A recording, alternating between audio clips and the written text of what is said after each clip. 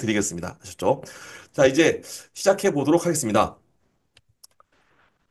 먼저 우리 고교 유형 설명입니다.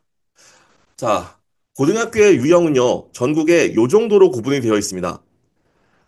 제가 이것부터 보여드리는 이유는 무엇이냐면요, 우리 부모님들께서 너무 뾰족하게 천안 북일고등학교, 김천고등학교, 뭐 방금 전에 지금 부산외고 올라왔는데 카톡방이요. 부산외고, 포철고 이렇게 보지 마시고요.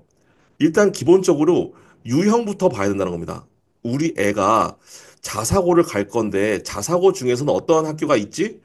그런데 왜 이 학교가 제일 좋을까? 이런 느낌으로 말이죠. 이게 되었습니까? 그래서 일단 첫 번째로요, 유형별로 나누어 봤습니다. 자, 그리고 유형도요, 유형 중에서도 세 가지 분류로 구분할 수 있어야 되는데요.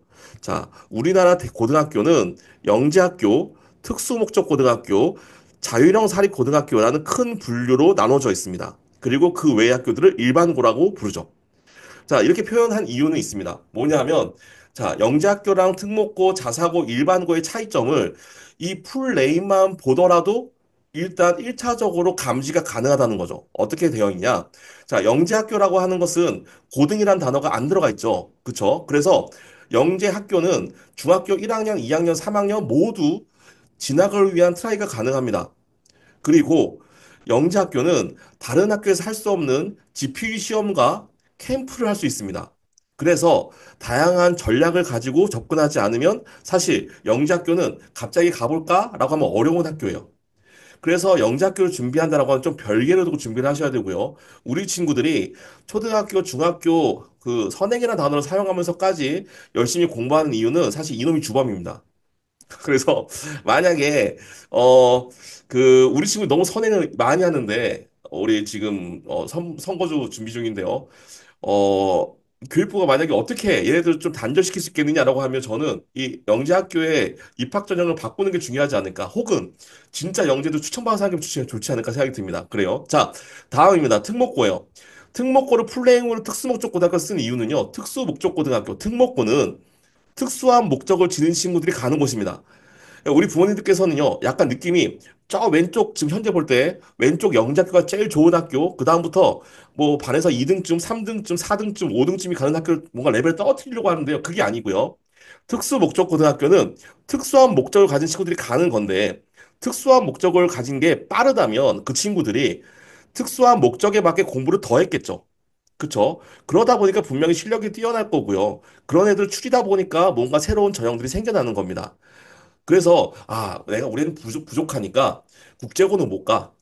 우리 친구 부족하니까 과학고는 어려워. 이런 중학교 3학년이 있을 수 있어도 이건 어려워라고 하는 초등학교 6학년, 중학교 1학년이 있을 수 없습니다. 더 웃긴 건 우리 친구는 실력이 안 돼서 외고는 못 가는데 대학은 서울대 갈 거야. 라고 하시는 아주 아름다운 생각을 하시는 분들이 계십니다.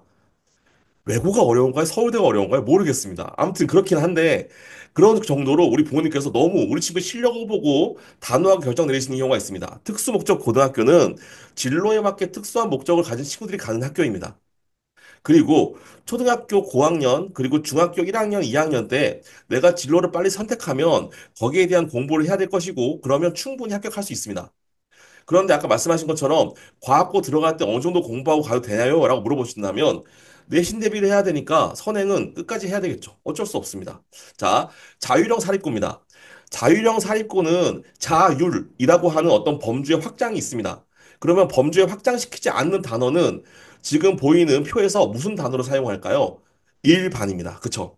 자, 자유란 건 일반과 다른 자율성을 주는 곳이다 라는 뜻입니다. 즉, 자율형 사립고는 자기 학교의 커리큘럼을 자율적으로 할 수 있다는 거죠. 물론 완벽하게 자율적은 아니고 자율성을 많이 준다인 겁니다. 그러다 보니까 당연히 고교 학점제에서 유리합니다. 유리해요. 왜냐? 고교 학점제는 자기가 원하는 과목을 선택해서 듣는 거잖아요. 그렇죠? 그래서 특목 자사고가 유리할 수뿐이 없습니다. 그건 당연한 거예요. 하지만 우리 친구가 특목 자사고에서 버틸 수 있느냐, 경쟁력을 갖추고 있느냐에 따라서 달라 보이는 거죠. 그렇죠? 자, 마지막 일반 고등학교는 그럼 어떤 뜻이냐? 일반적인 학교다입니다. 일반적인 학교다. 자, 그래서 우리 친구는 이 중에서 어떤 것을 사용할 것이냐를 생각을 해보시는데요. 제가 눈 아프시라고 진한 노란색, 밝은 노란색, 어두운 남색 쓴 게 아니고요. 그림을 못 그려서 테두리를 빨강색, 테두리를 없이 한 게 아닙니다. 자, 얘네들한테는 전부 다 의미가 있습니다. 어떤 의미? 이러한 의미를 가지고 있어요. 영재학교, 국제고부터 시작해서 비평주나 일반고까지 전부 다요. 전기가 후기로 나눠집니다. 여기서 보여지는 센 노란색 영재학교는요. 전기 중에서 전기, 즉 전형이 4월 달부터 시작해서 8월 말까지 끝납니다. 자, 그리고 국제고, 외고 말고요. 과학고, 예고, 최고, 마이스터고, 직업계열 고등학교 등은요. 8월 말에 시작해서 10월 달 정도에 끝나고요. 11월 달까지 끝나고요. 국제고, 외고, 그다음에 전국 단위 자사고, 지역 자사고 등은 후기라고 해서 12월 달에 일반고랑 같이 진행됩니다. 그래서 얘네들은 이런 식으로 일정이 진행이 돼요. 자, 이 일정이 왜 중요하냐? 이렇습니다. 자, 모든 학교를 다 가고 싶은 독특한 친구가 있다고 합시다. 그러면 이 친구는요, 먼저 첫 번째, 영재학교를 지원할 수 있습니다. 그리고요, 떨어졌어요. 그러면 과학고, 예고, 최고, 마이스터고 중에 하나를 지원할 수 있습니다. 그리고 떨어졌어요. 그러면 참 기구한 운명이죠. 자사고, 전국단위 자사고, 외고국제고, 그 다음에 광역자사고, 과학중점학교 등을 지원해 볼 수 있습니다. 그러다가 떨어지잖아요. 그럼 마지막으로 일반고 뺑뺑이를 돕니다. 하지만 일반고 뺑뺑이를 도는데 만약에 자사고, 전국단위사고, 외국국적으로 안 썼다면 전형에 준비하는 게 풀로 진행이 되면서 내가 뺑뺑이지만 저 학교를 한번 써보면 어떨까라고 생각하는 내가 선택권을 한 두 개에서 네 개 정도 지역별로 가지고 있습니다.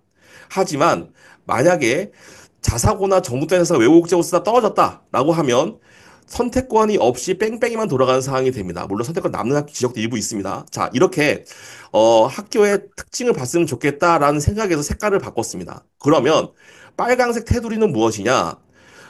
빨강색 테두리가 없는 것은요, 전국 모든 학교를 갈 수 있습니다. 즉, 영재학교는 서울, 경기, 대전, 대구, 부산 찍고 등등등 갈 수 있는 거고요. 부산 없죠. 한국과학 영재학교죠. 그런데 과학고는 서울은 세종가고 한성가고, 경기도는 경기 북가고 하나, 혹은 이제 몇 년 후에 생길 네 개의 과학고, 이런 식으로 차이가 있다라는 거죠. 그래서 그런 부분까지는 봐주시면 좋겠다인 겁니다. 그런데 이 학교를 선택할 때 제일 중요한 기준은 뭐부터 시작이냐라면 세마고 화성고는 어떤 건가요? 물어보시는데요. 세마고 화성고는 비평주나 일반고입니다. 비평주나 일반고요. 네.